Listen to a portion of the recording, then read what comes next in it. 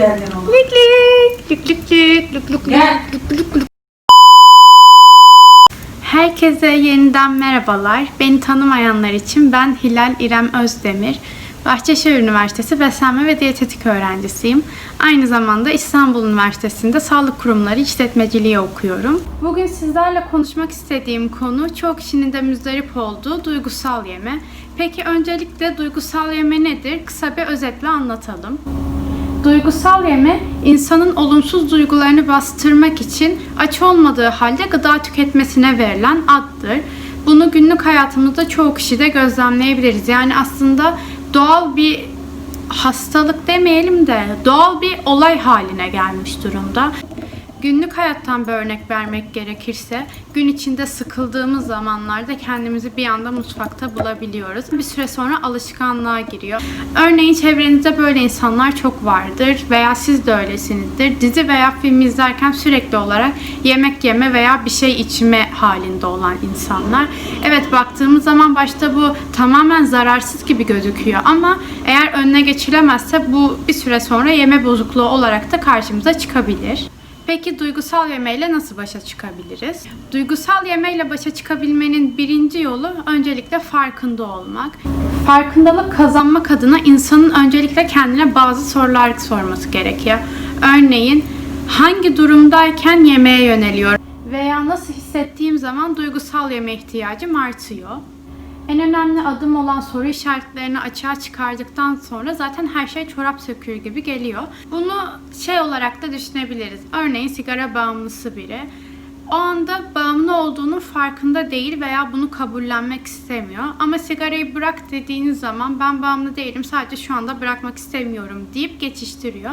Ama aslında temeline indiğiniz zaman neden bırakmak istemiyor? Çünkü bağımlı. Bu da aynı şekilde. Siz o anda yemeğe bağımlısınız. Artık olumsuz düşüncelerinizi yemekle birlikte bastırmaya alışmışsınız ve bunu sorularla, kendinize sorduğunuz sorularla açığa çıkartırsanız aslında bağımlı olduğunuzun farkına varacaksınız. Birinci adımımız olan farkında olmayı başardığımız zaman ikinci adıma geçiyor sıra. Gözlemleme. Yani bundan sonra kendimizi gözlemlemeye başlayacağız. Örneğin hangi durumda en çok hangi besinden tüketiyorum? Bir şeyler izlerken abur cubur mu yiyorum? Yoksa üzgün olduğum zaman kendime alkole mi veriyorum? Yoksa başıma kötü bir olay geldiği zaman kendimi şekerle ödüllendirip bu acıyı bastırmaya mı çalışıyorum? Aslında bunları gözlemleyerek ortaya çıkarıyoruz. Ve gözlem aşamasında da unutmamak gerekiyor ki kendimizi en iyi kendimiz tanır ve kendimiz gözlemleriz. Peki ilk aşamada farkına vardık, ikinci aşamada kendimizi gözlemledik ve üçüncü aşamada artık harekete geçmemiz gerekiyor.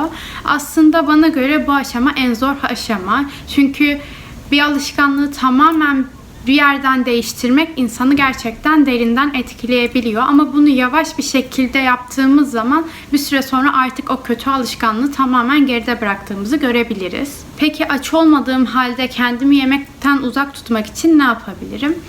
Öncelikle bazı alışkanlıklarınızı değiştirmeniz gerekiyor. Örneğin mutfak alışkanlığı.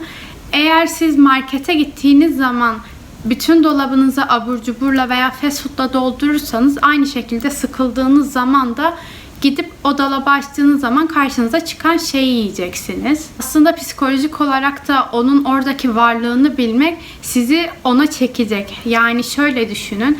Eğer şu anda dolapta çok sevdiğiniz bir tatlı varsa siz bir yerden sonra artık aç olmasanız bile gidip onu yemek isteyeceksiniz. Çünkü onun tadını çok seviyorsunuz ve şu anda onun bu evin içinde olduğunu ve size ait olduğunu biliyorsunuz.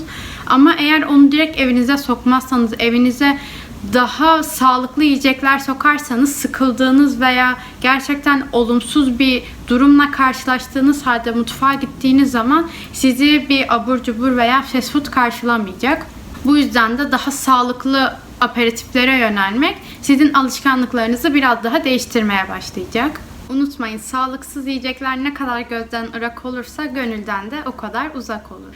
Bence en çok işe yarayacak durumlardan biri de spora gitmek. Yani olumsuz bir durumla karşılaştığınız zaman eve gelip bir şeyler yiyip kendi içinize kapanmak yerine bir spor salonuna yazılırsanız veya o anda dışarı çıkıp bir yarım saat, bir saat yürüyüş yaptığınız zaman hem o sırada kafanızı dinlemiş olursunuz hem de kendinizi yemekten engellemiş olursunuz. Eğer bütün bu aşamaları yaptıysanız ama hala olumlu bir sonuç alamadıysanız profesyonel bir kişiye danışmanızda fayda var. İnsanın profesyonel birine danışarak adımlar atması her zaman daha sağlıklıdır ve unutmayın, başlamak başarmanın yarısıdır.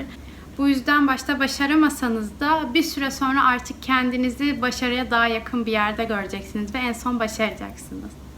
Beni izlediğiniz için çok teşekkür ederim. Umarım yararlı bir video olmuştur. Umarım sizde biraz da olsa farkındalık yaratabilmişimdir. Şimdiden tekrar çok teşekkürler. Kendinize iyi bakın. Hoşça kalın.